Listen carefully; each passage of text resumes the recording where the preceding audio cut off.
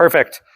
And I should mention, actually, before I get started, because you mentioned Carl Trueman's book, Rise and Triumph of the Modern Self. Terrific, terrific book. Carl is actually coming to my church in Bozeman on the 26th and 27th of April.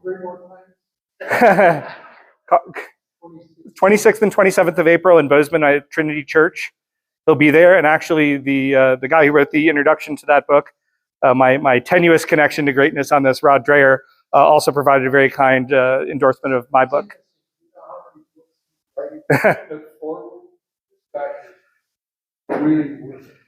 Yeah.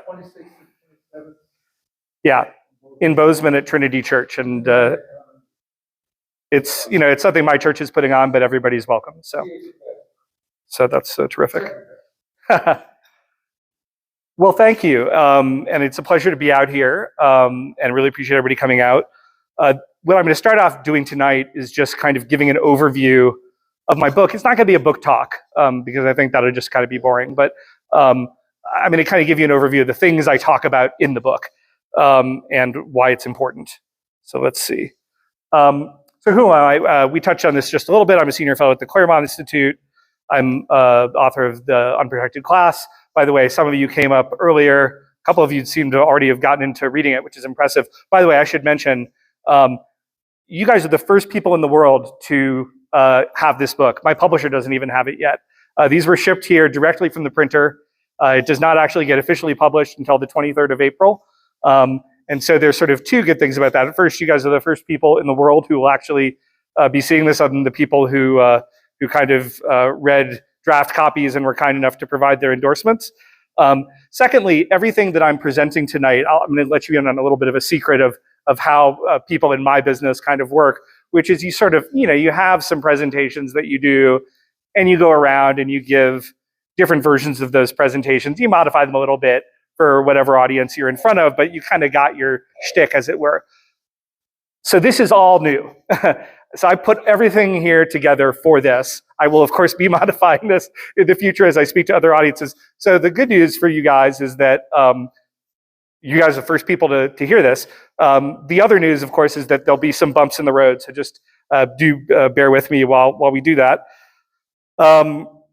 So I served in the Trump administration. I was Deputy Assistant Secretary of the Interior. I have a whole other previous life kind of in environment and energy policy that has nothing to do with the subject of this book, which sort of became an avocation that really became something I felt compelled to do after praying on it. I was also appointed by Trump to the National Board of Education Sciences. I was at the Hoover Institution at Stanford University. We touched on some of the things I did, and then, as I mentioned, I go to Trinity Church, which is a Presbyterian church in America, church out in Bozeman, and I'm a growth group leader there, and we're actually reading Carl Trueman's book in my growth group right now in preparation for his coming to our church. So at least some of the people at my church are going to be well prepared to talk about it. So what I'm going to talk about today is this overview of anti-white racism, and I'll be discussing kind of how that manifests itself in a variety of areas of American life. Then I'm going to talk about the church. That's going to be a sort of shorter presentation than this one. I think this one will probably take up most of the conversation. I'd love to have a conversation back and forth with you a little bit about what it's looking like in your churches, to the degree I think things are a little different in Montana. Tomorrow we're going to look at immigration, and we'll also talk about a biblical view of immigration, although that's not going to be the sole focus. And then we're going to kind of talk about like what the anti-white left, at least in my view, has planned, and how we can fight back against it. And as I touched on here, the secret, which is not actually a secret because I just told you, everything here is new. So again, just a little patience. So again, Claremont, we were founded in 1979. We're a big national conservative think tank, but we're very distributed, which is why I'm fortunate enough to be able to work out of my house in Bozeman with occasional trips to DC. And our mission is to restore the principles of the American founding to their rightful preeminent authority in national life. We're probably best known right now, my fellow senior fellow, John Eastman, was President Trump's lead lawyer on the election and has had just brutal lawfare sicked on him. He was disbarred in California. This is a guy he was a clerk for Justice Thomas at the Supreme Court. He was a law school dean, very, very distinguished constitutional scholar. But because he stepped forward on behalf of Trump, they've just waged war against him. So that's probably not a shock to some of you, but he's probably, unfortunately become famous or infamous. And we've gotten a lot of attention recently and recognized by President Trump and others. What we do, again, I'm not going to spend too much time in Claremont, but we teach. We do a lot of seminars. We teach a lot of young leaders. We've had federal judges. We actually have programs for sheriffs, all sorts of things. We try to teach them constitutional principles. We litigate. John Eastman is the head of our litigation center, and still, because he's barred, thankfully, in other states besides California. We lead. We've been very involved in pushing innovative policy proposals in a variety of areas, and we write, and that's what I'm here to talk to you about today. So that's that part of the thing. So in the beginning, this is not going to be as grandiose of an in the beginning as the true in the beginning, but I'm just going to read you a little bit from my book, and this will actually save you, and you can decide whether it's worth 10 copies or not. But I'm just going to read the first few pages of the book, with skipping over just a little bit, just kind of give you a sense and say the ground. Minneapolis Mayor Jacob Frey knelt before George Floyd's 24-karat gold-plated casket and wept. His body heaved as though he were mourning the loss of his own son. A week earlier, Floyd, a small to medium-time career criminal who had once held the gun to the belly of a woman in front of her toddler during a home invasion, had died in the course of an arrest. Floyd was high on methamphetamine at the time and had 3 to 4 times what would be considered a lethal dose of fentanyl in his system. The now well-known events that led to Floyd's death began when Floyd was accused by a local store owner of passing a counterfeit bill. The police were called, and among those who responded was Derek Chauvin, a white officer. Floyd, who was African American, would soon utter his famous comment, "I can't breathe," numerous times before police even touched him. Difficulty breathing is a common side effect of fentanyl intoxication. After Floyd resisted arrest, Chauvin knelt on his neck for an extended period. A jury would later determine, amid a politically tense trial, that this had caused Floyd's death, leading to a conviction of Chauvin on account of second-degree murder. The Chauvin trial took place in the wake of the most financially destructive riots in American history, which killed at least 19 people, led to 17,000 arrests, and injured more than 2,000 officers, and gave rise to more than 2,400 incidents of looting. In total, rioters caused more than $2 billion in damage. Of course, one was not permitted to ask whether Chauvin received a fair trial, or whether the jury was swayed by days of deadly riots, overt threats of violence, and massive demonstrations just outside the courthouse. As one prospective juror explained about his reluctance to serve, "It's more from a safety security standpoint. I just wouldn't want any issues or harm to come to my wife or family." Regardless of your opinion on whether the jury got it right, the broader context of the trial was apparent to many. As commentator Tucker Carlson noted at the time, Americans have been told that George Floyd's death was a racist murder, and they're responsible for it. Grace Church School in Manhattan, tuition and fees approximately $63,000 per year, was one of the many ferociously competitive schools that served the children of New York City's elite. Like its brethren, after George Floyd's death, Grace Church embraced an anti-racist curriculum that included separating white students into groups that didn't include non-whites. At Manhattan's ultra-elite Dalton School, the interim school director wrote a, in quotes, racial biography, interrogating her own white privilege. Over 100 students at Dalton proposed an anti-racism curriculum in which any gap between Black and non-Black students advanced in course performance would have led to course cancellation. The equally Tony Brearley School added a mandatory anti-racism training for all students and staff. These measures were not enough for some. A prominent diversity consultant attacked the schools for having, in quotes, insidious whiteness, and, in quotes, being built to replicate the plantation mentality. He compared some white parents at Dalton opposed to his race-based policies to those who attacked the Capitol building on January 6th.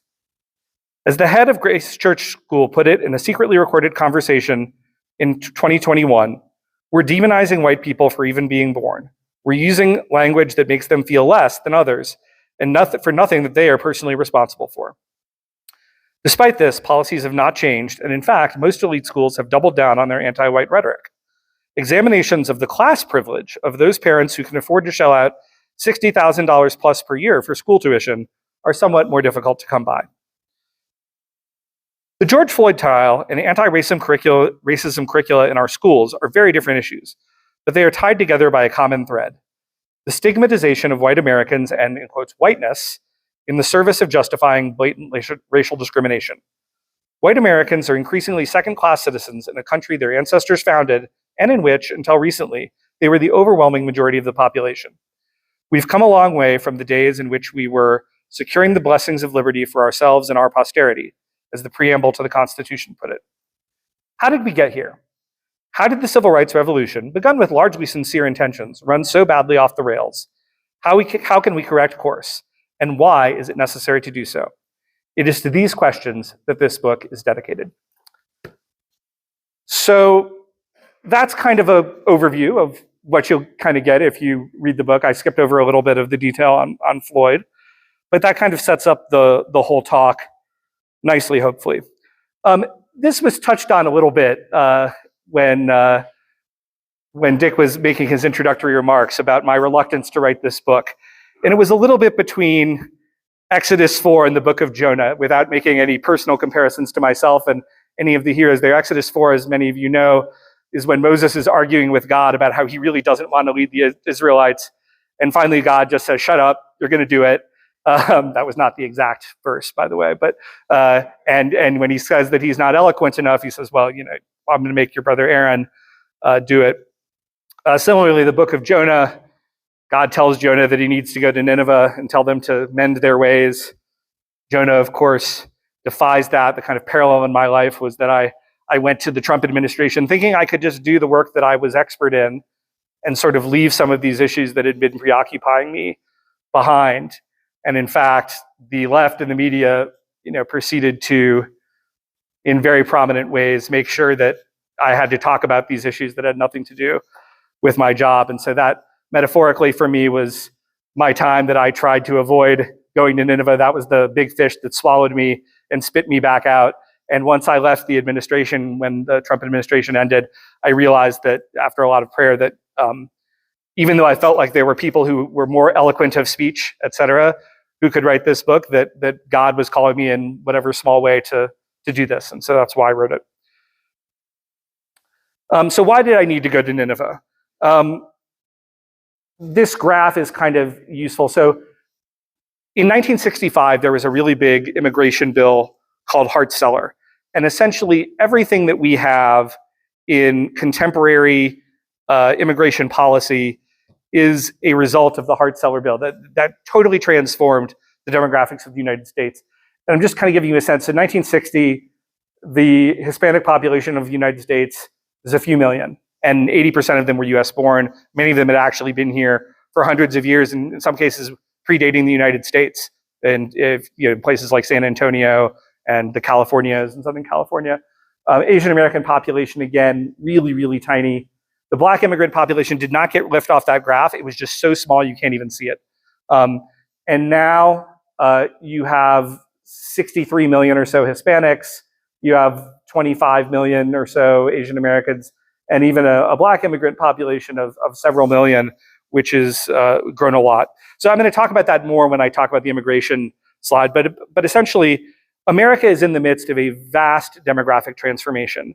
And the decisions we make about how we're going to handle that transformation will determine our success as a multicultural country. So there are a few questions, and I ask these questions in my book, but I'm just going to present them to you right now as an audience.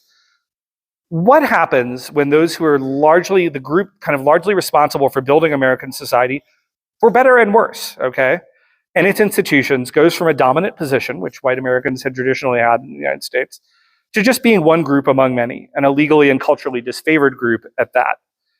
What does a post-white America look like? Especially when that post-white America actively denigrates much of the cultural, political, and social legacy that built the country. And can America and its institutions survive that kind of a transformation?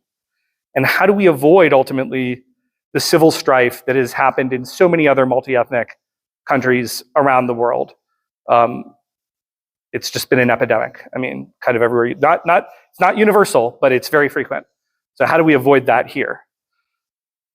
Now, we're just beginning to see these sorts of changes in Montana. That's why it's sort of, this is the beginning again. I'm going to be on the road for like 11 of the next 13 days in Texas and in Arizona and all these other places giving talks like this. But in Montana, I think it's particularly interesting because we're just kind of beginning to see this. And in some ways, demographically, we're kind of the old America in many ways. Our biggest minority group in this state is Native Americans, of which, of course, we have many in and around this area. We are one of only 3 states for whom that's true. The others are the Dakotas.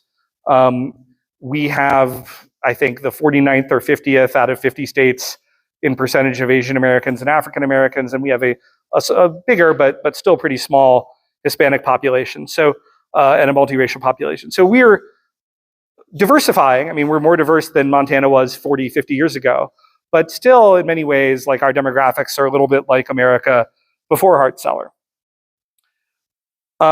When America gained its independence, of course, our demographics were radically different. And I haven't even used the same things on the key here because it wouldn't make sense. So essentially, the overwhelming majority of the population, about 85% of the free citizen population, I should add, I'm not trying to erase the roughly 10% of people living in America at that time who were African American, but very few of them were free African Americans at the time by percentage. So they didn't have citizenship. But of the citizen population, it was overwhelmingly British. Okay, and then there was about 9% who were German, and you can kind of go back and see Ben Franklin worrying about the German threat to Americanness, which is why I think it's important not to kind of go overboard with some of these critiques of multiculturalism, because you can kind of see we've had these sorts of things before, and then we had some Dutch, some French, whatever else. But the point is, we were, at least by the standards of today, a very, very demographically uniform country at the time of independence. So now let's fast forward to 1950, and I've now kind of put forward, I've sort of compressed all of the various people from European countries into one and just treated them white because that's how they're treated in the census. But you still see this is kind of pre-Hart-Celler world, 88% white, 10% African American, and everything else is sort of so small that you almost can't see it. Again, I mean, you have these small legacy Hispanic populations, but this is in the lifetime, or at least close to the lifetime probably, of some of the older people in this room, right? That America looked like this. So we've had a dramatic transformation in our demographics. And I'm going to show you what that looks like in this next slide.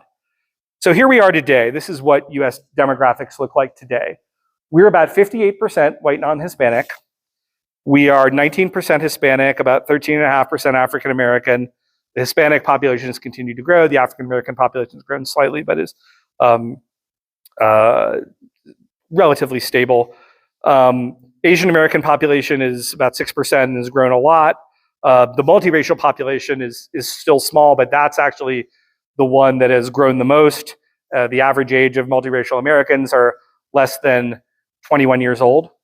So in many ways, that's kind of the future that we're heading to. And there's actually a lot of possibility in that. I'm not saying that this is necessarily, none of these things I'm suggesting, I'm just putting out their changes. There are positive and negative elements of these changes. But I'm just trying to point out how different things have become in a relatively brief window of time. You see this even more if you look at the US demographics of those under 18 today.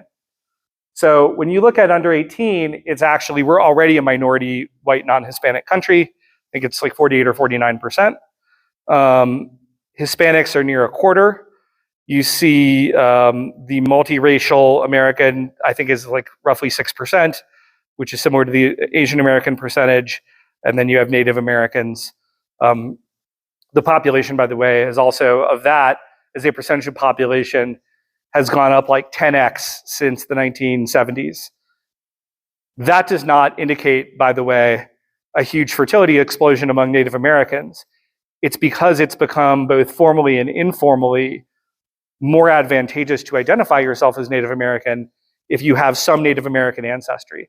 I think it tells you a lot about the cultural moment we're in. I'll talk about that more when I go into my immigration slide, but I just want to call that out because I think it's interesting when you hear people talk about white privilege. And again, I go into this much more in the book, but instead what you really had is a flight from white. Anybody who can identify as something other than white typically does, at least certainly in a legal context. Sometimes maybe they want to identify as white in a social context, but in a legal context, almost never, because there's no advantage to it.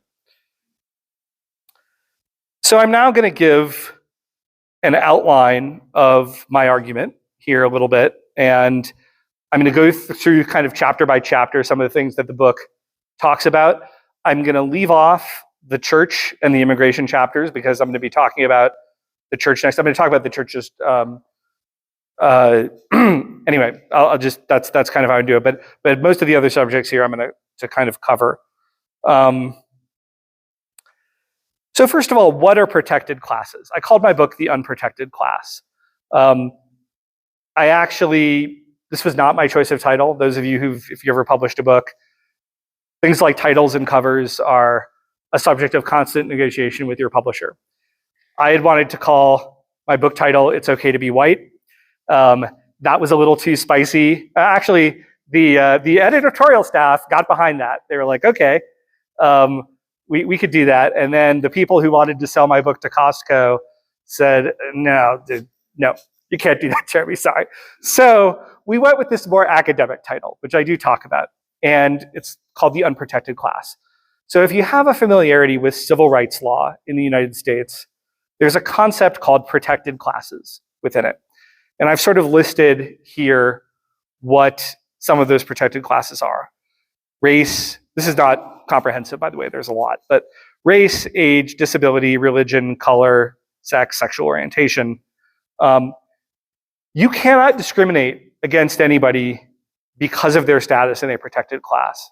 That is a result of our civil rights law.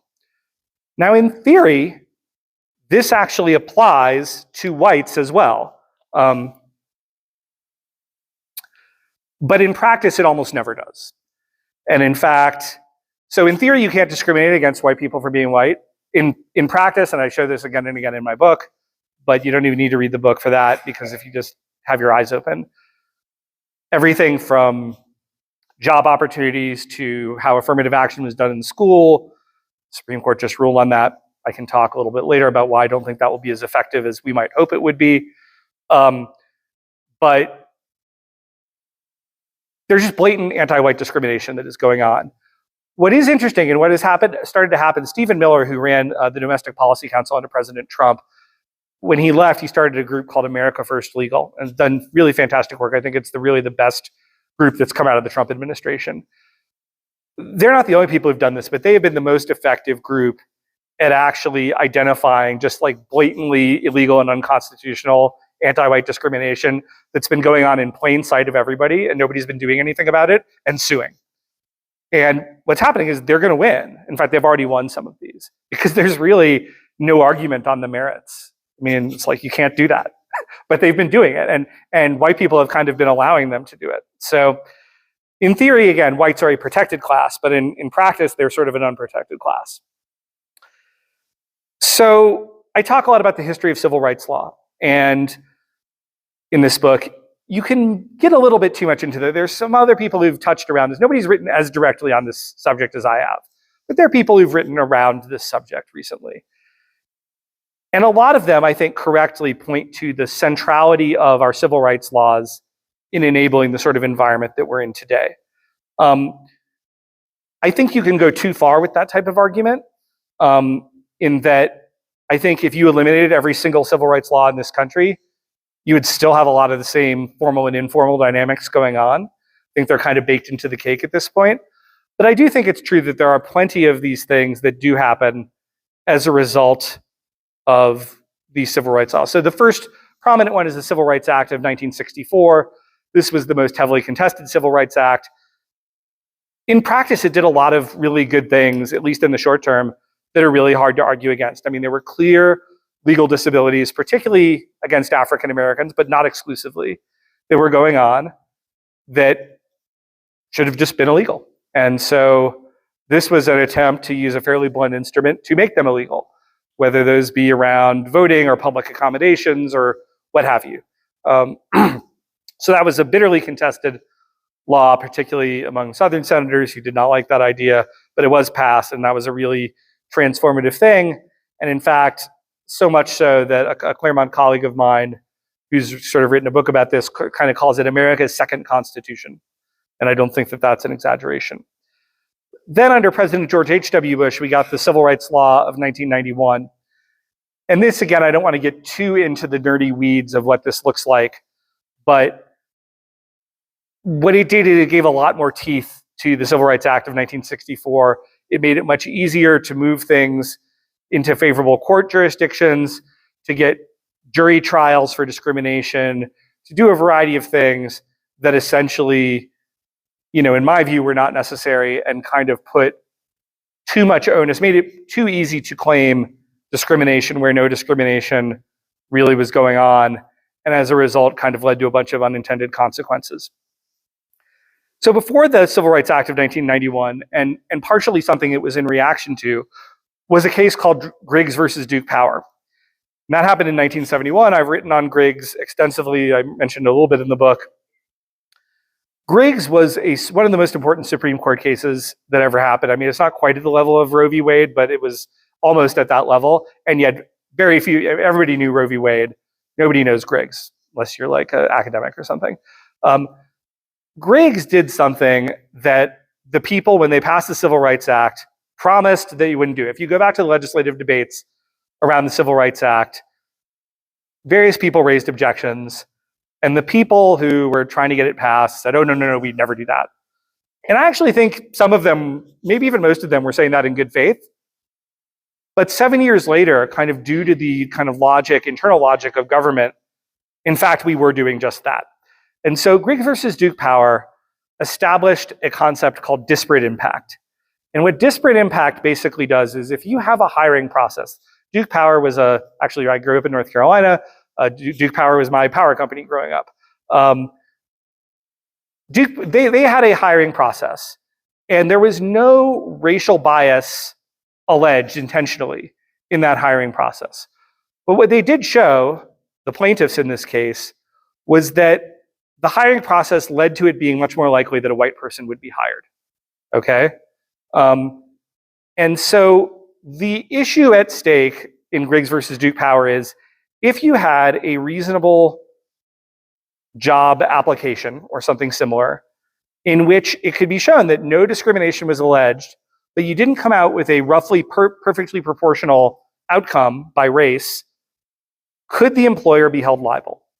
And what the Supreme Court decided in Griggs versus Duke Power was yes. And that was called disparate impact. So it said if it has a disparate impact on not just race, but it's primarily race, any group, then it's prima facie illegal. And so as you can imagine, this opened up the door for all sorts of mischief, right? Because there's all sorts of ways in which it's almost impossible to devise a test that doesn't discriminate overtly by race that would kind of wind up with something equal. And in fact, there's an independent member of the US Commission on Civil Rights, not the one who wrote an endorsement for my book, who's the longest serving African American on that commission, but another woman, she's a law professor, and she wrote a book, or she wrote a long law review article called roughly Disparate Impact Law Makes Everything Presumptively Illegal. And I think that's basically the case. So this is one of these cases where the Supreme Court did something that was so dumb and so out over their skis that in a case called Ward's Cove versus Antonio, I can't remember, like 15 years later, they effectively gutted Griggs. They kind of walked it back. And they said, again, this kind of gets too technical and boring, so I don't want to get into the details of it, but they basically said, whoa, okay, this was too much, it was dumb. We're really, functionally, we're discriminating against white people here.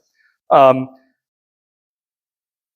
civil rights establishment threw a fit, okay? And George H.W. Bush was a very thoroughly decent man, but he was not maybe the toughest fighter.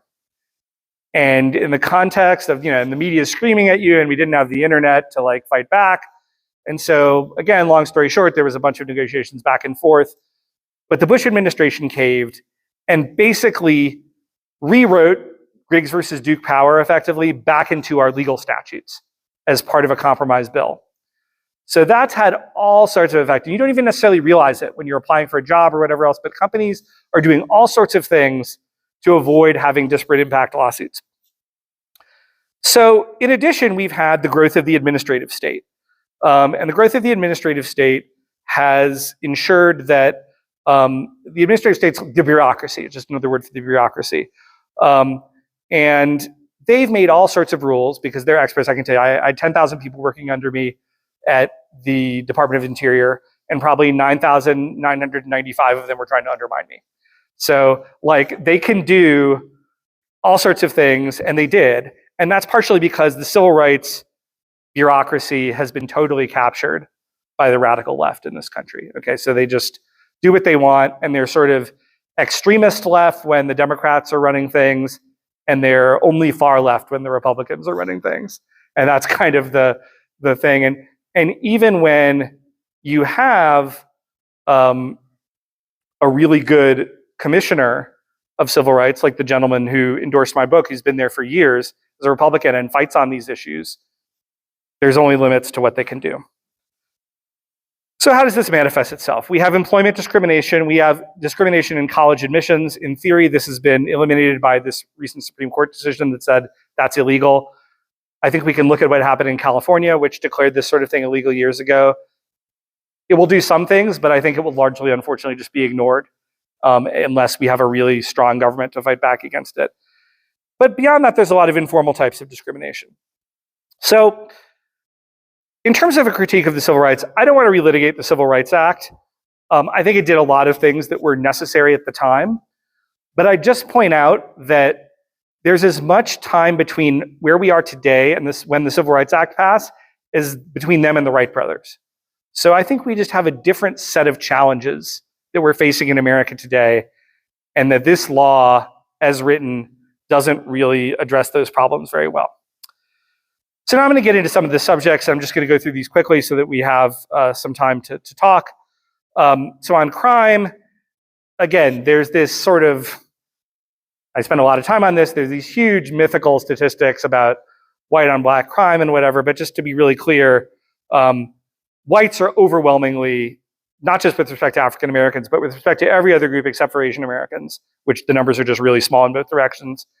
They're the victims of interracial crime and not the perpetrators of them. So murders since 1968, interracial murders have been 193,000, 75% of them black on white, 98% of interracial rape murders. You have these hate crime hoaxes.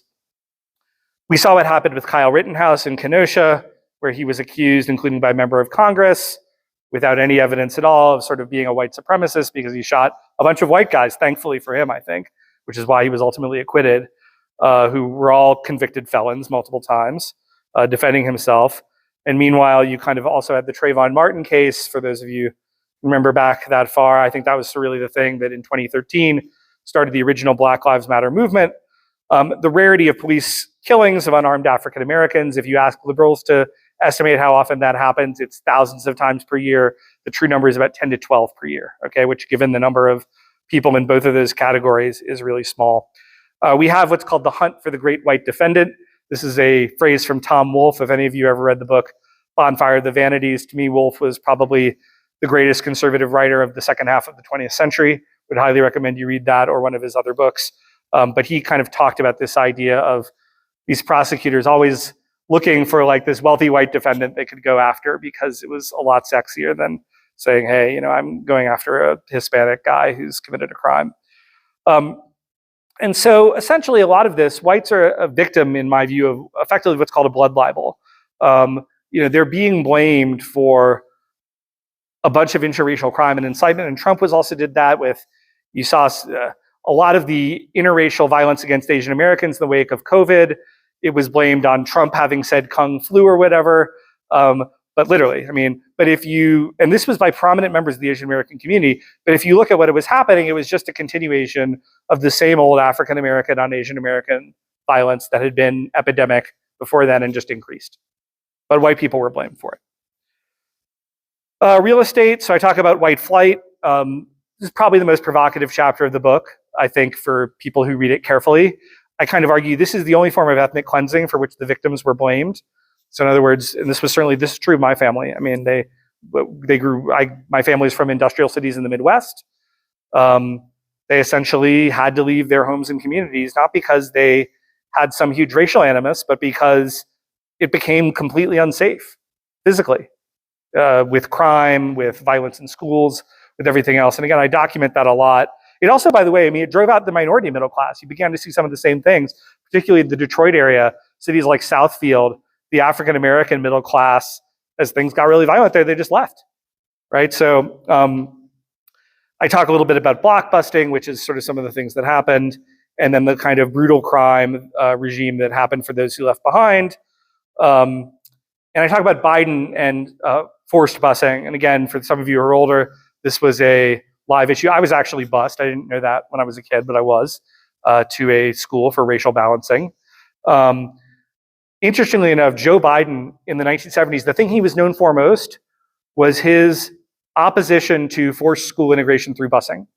He was like the big champion of that issue. He worked with Jesse Helms. For those of you who remember who Jesse Helms was, sort of arch conservative senator from North Carolina, they would do bipartisan bills on busing. Now the media has conveniently written out this chapter of Joe Biden's political biography because it doesn't really tell a story they want to do, but it just shows you how much American politics has changed.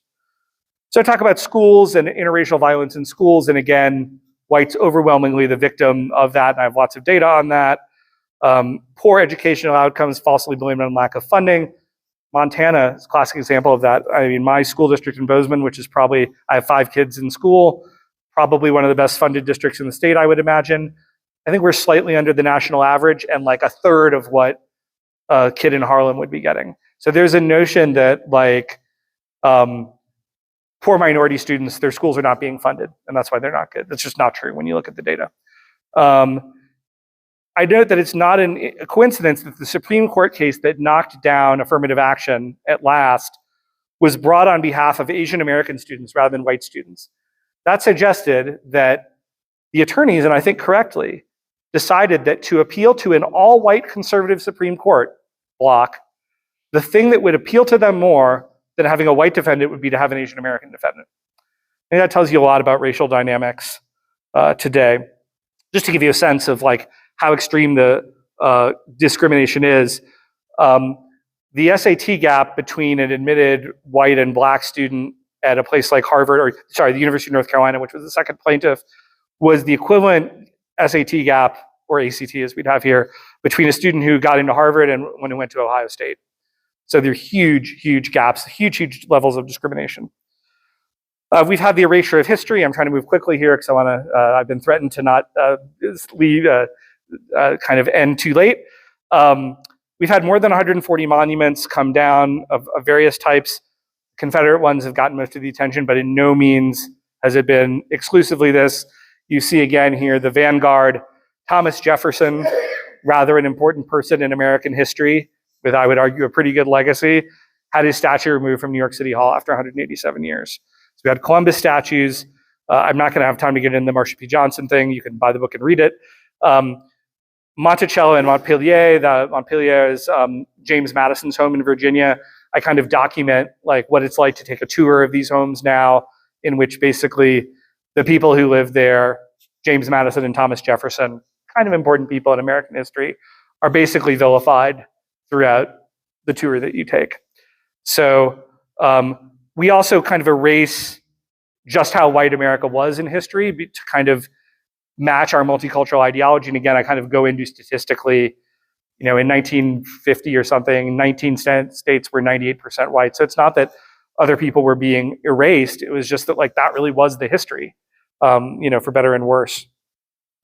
I have a chapter on entertainment. I talk about white men are stupid in commercials. That's a nice Twitter feed. You can literally read again. It's just like, these are the sorts of things that happen subliminally. You're not even realizing necessarily that you're consuming it. But there is a trope, and it's even people in the industry will talk about it, of like, you have the stupid white guy in the commercial, and he's the person you make fun of. And he, you know, then the minority comes in and makes, you know, kind of fixes the problem. I have statistics on how minorities have actually been portrayed more positively than whites on average in Hollywood since 1960s. I talk about color-conscious casting that's going on right now. There's also ridiculous, like you have to basically disregard the Academy Awards now in terms of who's winning them, because there are the most absurd racial quotas, again, I don't have time to get into them, that you could imagine that you have to have before you can even be eligible for an Academy Award today. This is just something that's happened in a few years. This is the musical Hamilton, kind of the big popular musical of the last few years. Actually a really good musical artistically, and I say that in the book, but also has huge anti-white undertones within it that kind of everybody just sort of says, oh, well, that's okay. Talk about the whiteness of the Green Movement. Sierra Club oldest, most reputable. By the way, that rainbow flag there is not a coincidence on the Sierra Club logo. That's a new innovation. Just totally unhinged. I mean, so this is the oldest environmental group in the country. They are tearing down and kind of refuting their association with John Muir, who kind of founded the Sierra Club. I would say this is like the US disavowing George Washington, but it's actually way more extreme than that. It just gives you a sense of how completely off the rails these organizations have gone. And what's Muir's crime? I mean, Muir, by the standards of his day, was a racial progressive, but by the standards of 2024, he was not a racial progressive. And so kind of in this, the environmental movement is very white, okay, it just is. I mean, I've worked in and around it, I know this. To kind of compensate that in this mind for that, they go through this ridiculous self-flagellation like you see here. And then climate policy, again, I'm just touching on this briefly, is an international reparations plan. We just touched on climate. I mean, again, I have a whole separate life where I've written a ton of climate policy. And essentially it's being used as a transfer from majority white nations to other nations. Big business and big tech. So there's all sorts of anti-white discrimination that went on at Google. Some of it is very overt. It hasn't kind of gotten in the media, but when it comes out through the courts, it's going to be shown, as it already has been in affidavits that people haven't paid attention to, that HR people were basically told, like, don't hire white people. Like that's the level of blatantness. And it was okay, right? Like everybody thought that was okay, except that this one HR guy then decided, hey, that's not okay. And then they filed a lawsuit. But the culture was, that's okay. Massive big tech payoffs to Black Lives Matter. We documented this at Claremont. It went into the hundreds of millions of dollars. If you go to our website, we kind of document where it went. I'm sorry, I'm just sort of zooming through here, so I'm gonna kind of go through the rest. Unhealthy disrespect. So we had racist orders, including in Montana, by the way, although about the order for when you could get a COVID vaccine. Now I'm sure here we have different views about like the efficacy of the COVID vaccine, but at least I can tell you the people who were giving you the COVID vaccine thought that or a lot of them at least thought it was a life-saving thing. And there was an overt racial hierarchy in some states in terms of where you could get it. Even though the risk might, like if you were a 70-year-old white person and you were at higher risk, you would be at a lower priority than a 40-year-old Hispanic person in some states. Again, this got very little attention, but it did happen. In journals, whites were not allowed to write on minority health matters. They had to do minority scholars. Tuskegee syphilis experiment, which is kind of like the most notorious racist medical experimentation that ever happened, where they essentially allowed untreated syphilis. Largely a myth. Not entirely a myth, but largely a myth. There have actually been some very good debunking of this and sort of other things. So I'm kind of racing through here. So we have the anti-white military. We have racial equity in military promotions. We have racist hiring command that's required. Diversity has now been identified as a strategic imperative. There are many people who have pointed out the consequences of doing that. And by the way, one of the interesting things when you read kind of a lot of the people who tried to blow the whistle about this within the military, a lot of it was non-white soldiers who said, you and sailors or airmen were saying you are totally destroying unit cohesion by trying to break us up by race in this way. So that's actually the people who ended up blowing the whistle on a lot of this. But again, I go into big detail about this in the book, but I'm just touching on it right now. So what's the result? In the last 5 years, white recruitment to the military, while everybody else has remained flat, is down like 40%. So why is that an even bigger problem? Guess who is disproportionately at the tip of the spear in the military? Like who's more likely to be in the special forces in dangerous combat roles? It's the same people we're telling, like, we're not going to give you a fair shake in the military. Probably not the smartest idea. So the end game, I'm going to talk about this a lot more tomorrow, but it's reparations and expropriation. I think that's the real goal here. It's to create the intellectual justification, all of this, to expropriate resources from whites. You can't just go do that, right? Because that doesn't feel acceptable. So you need to create an intellectual atmosphere where people feel like that's a just outcome. And all of this stuff in all these areas, I kind of argue, and again, I don't just say it, I give evidence for it in the book. That's what this is ultimately about. So I'll talk about how we fix that tomorrow. And then finally, I've got just a couple minutes. So where can you find me? I'm at Real Jeremy Carl on X/Twitter pretty frequently. I have a Substack. I'd almost as much like you to sign up for that if you're at all interested. The Course of Empire, it's brand new. I publish on there, try to do every week, and then I write for a bunch of conservative publications as well. So that's it. I am within my time, and I'm happy to take questions in the remaining couple minutes that we've got. We're gonna go ahead and take a break. What time? That's great, actually, because my second talk I think will be shorter than this, so and I'll have a little more time for it.